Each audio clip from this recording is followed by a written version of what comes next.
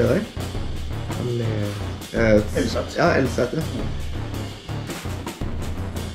Det er mest egen øvning. Ja. Nei, men hvis man skal gjøre noe sånn mer elektronisk og midi-ting og sånt, så er det noe kult det, og der har du liksom riggen din sånn, ja. Det er smart, vet du, Vegard. Det er, hva heter det for noe? Det heter ergonomi? Ja, det er i hvert fall ergonomisk satt opp. Ja, ikke sant? Du trenger ikke å bevege deg langt for å trykke på ting og... Nei. Industrial espionage. Det er litt sånn, jeg tenkte just in time-prinsippet. Ja. Det er alt ready to go til enhver tid. Ja, sant. Det er bra, det. Sånn her er det jo. Bare slå på.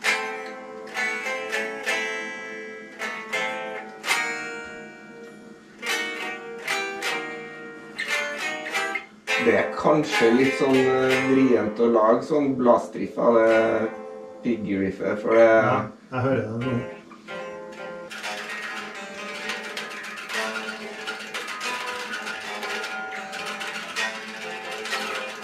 Den her er tonene.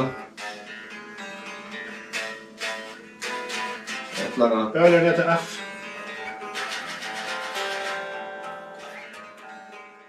Okay, we're back with Blackthorn, and we have Vegar, who, as you know, is in Whoredom Rife. He played in Keep of Callison, and we're here together just talking about the song and songwriting ideas and how to progress and move forward. When I listen to it now, I really like that kind of the prior parts are stopping and you get this drum break on a couple of bars or something, I don't remember, and then this because the drum break will like initiate that something new is coming, and then this part can be like a build-up, and yeah, that was what I was thinking as well. Yeah. It's like it sets off either a middle part or the end part. Yeah. So we need something to balance it out, I feel. Yep. And regarding that riff, how do you want it to end? Do you want to have like the stabs and stuff so you can probably do like... Yeah. Okay, cool.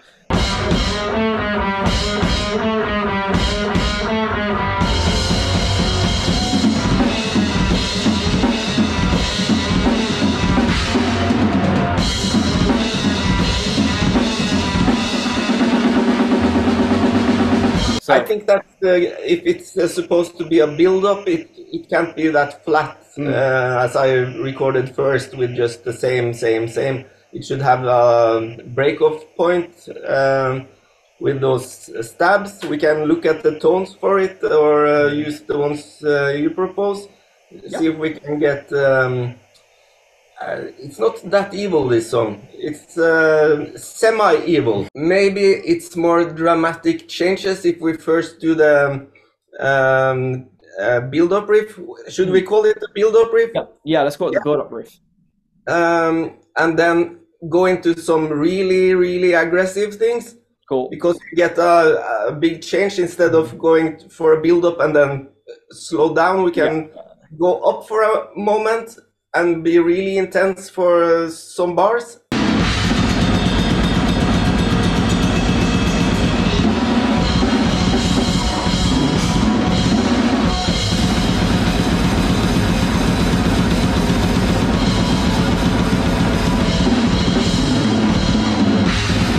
And then maybe do a drastic thing there. Where everything falls apart or something like that, and we're left with one guitar maybe and markings on the drums or something like that, and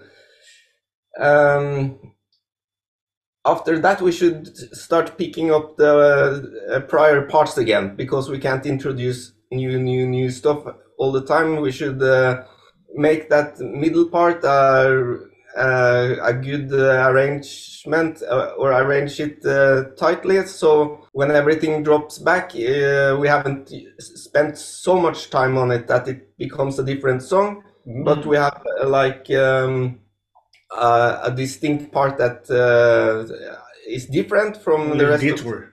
Detour, yeah, and then bring it back together and close it off maybe. That just gave me an idea whilst you're saying that, like coming back to the parts, I think it would be quite cool to finish with the intro riff as Yeah, well. Maybe a slight variation. So now we've got, so maybe have the finisher just change up the rhythm slightly. Like,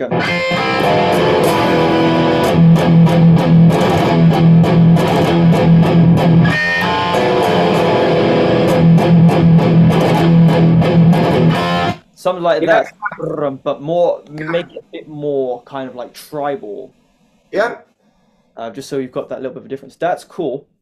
I also thought about that first riff because what do you call it? The intro riff? yeah. Um, No, the pig riff. the pig riff. Yeah, Because it's only played like 4 times in the yeah, beginning and we never go back to it. So I actually thought that because it's in the same key as the kickoff riff, right? yeah, So we could do like a fast version of it because it's very atmospheric. yeah. So Maybe. it really fits well if we just play full chords and tremolo guitars with the same riff, with full-on blast beats and everything, you know. Are you thinking that we use the same riff, but we play it like in aggressive? Yeah, I thought like you pick the first notes, like dee dee doo. Yeah, okay, yeah, Oh, that's cool. So,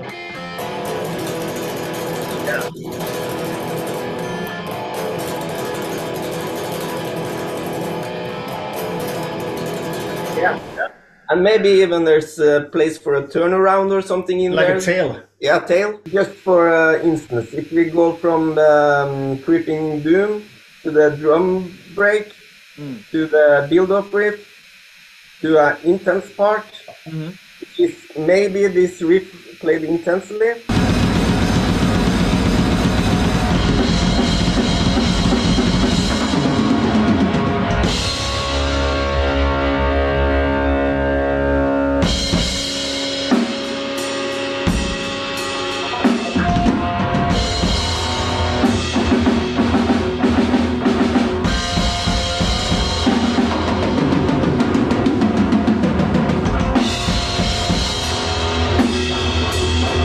And then maybe we should detour back into the to one of the other riffs before going back to this played differently, because then we have the pig riff, we have the extreme pig riff, and we have the atmospheric pig riff. all right. Yeah, that's cool. That's a great idea because doing the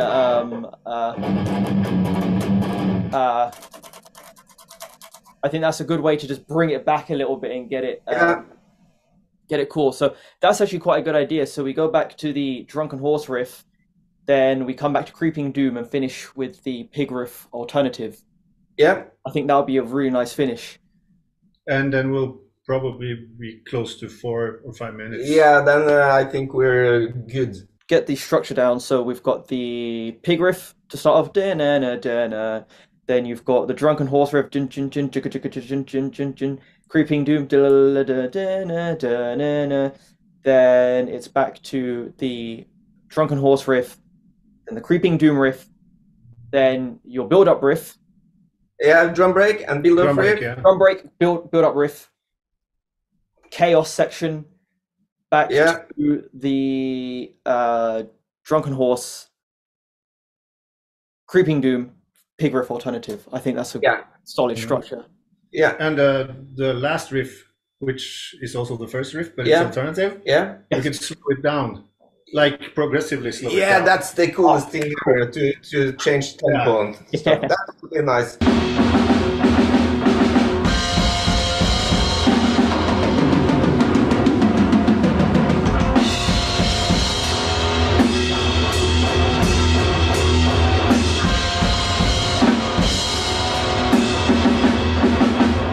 But it could be interesting to film and record all the mistakes as well, because that's a side of the recording and the production of songs that you never get to hear or see. And I think it's interesting. I think that makes it a lot more kind of human in a way. It's more honest. And we were talking about it earlier that a lot of the stuff that we have done, and it's all about trying and failing. I'm not sure if everyone understands how much trying and failing there is. Uh, A shit you ton. don't become good overnight, you know, and you will not be happy the first time you play a song ever. Mm. So I think it's a big part of the whole thing. I mean, Yeah. let's. I burn for the mistakes here. I think that's a really cool idea as well, getting that honest part of it and just showing like the actual real process as well. Because, like you said, no one ever sees that stuff, but that's the most important thing in a way.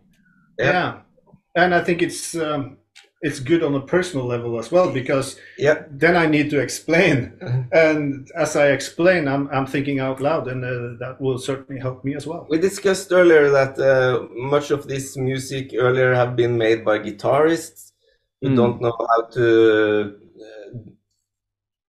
relate to drums. Mm. And myself is the best example, because when I started programming drums in the computer, I didn't know shit about it, so I just started with, okay, what's the most loud drum? It's the snare. Put it on the wall. So I always start with snare, and all the drummers are looking at me like, okay. Yeah, that's original. So some new stuff happens from that, but it's also very nice to have someone actually play it on a real drum set in a drummer way sometimes, and guitarists forget to make the transitions into new riffs and do stuff very different. So some new stuff can come from it, but also we can learn a lot from the drummers.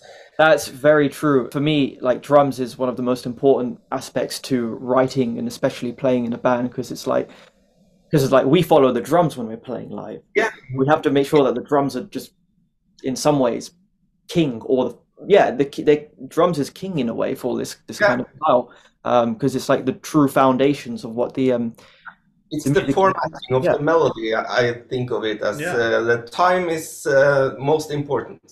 Yeah, for sure. This is also very interesting for me, because playing drums for artists and bands that have programmed drums, and always there's this interesting take on how to play the drums, which inspires me a lot, actually, because drummers, they're stuck in their tracks as well. And it's so easy to get stuck into the, a kick on 1 and 3 and the snare on 2 and 4. It doesn't have to be that way. So it's really interesting to try, at least, to play like the original idea, even though there tends to be this notion that drummers have 3 hands and 3 feet, Impossible. So you have to kind of adjust, but it's really cool to play those ideas.